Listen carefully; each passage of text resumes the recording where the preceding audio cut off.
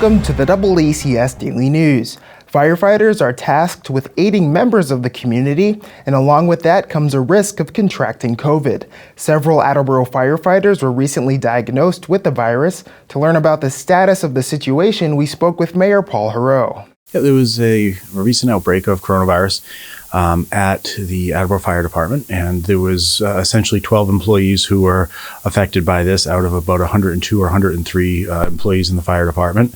It's roughly just about 10%, just over 10% of the force. 2 of them were dispatchers and 10 of them were firefighters. All of them are doing better, and the one who was hospitalized, he is doing better as well, and we don't think there's going to be further complications. The firefighters have been transporting about 400 COVID positive patients over the last several months, since this started in March. So it was almost inevitable at some point that this was going to happen.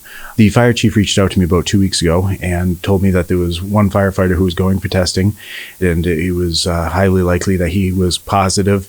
But then when we started doing the contact tracing, the fire department, the fire chief, they quickly figured out that this was multiple positive cases, and they were pretty much isolated to one shift and mostly one of the 4 firehouses, and that's the one on Union Street.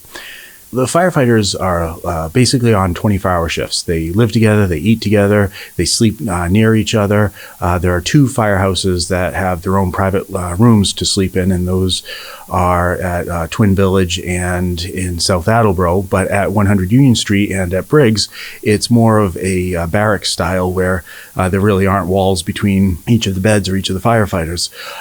So under those circumstances, the firefighters are not expected to, neither is it practical to ask them to wear a mask when they're sleeping. However, the respiratory droplets that they're all breathing as they're sleeping at night, they're basically going to be breathing those in.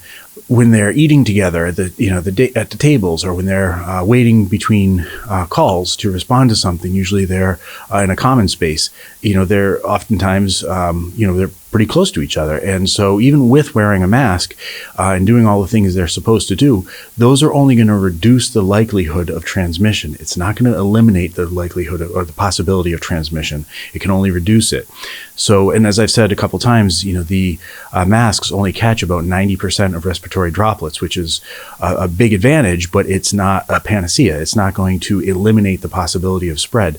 So it was almost inevitable that firefighters at some point this was going to happen. I'm surprised it took as many months as it did, but the firefighters are a good group, and they are a professional group, and they do their jobs really well.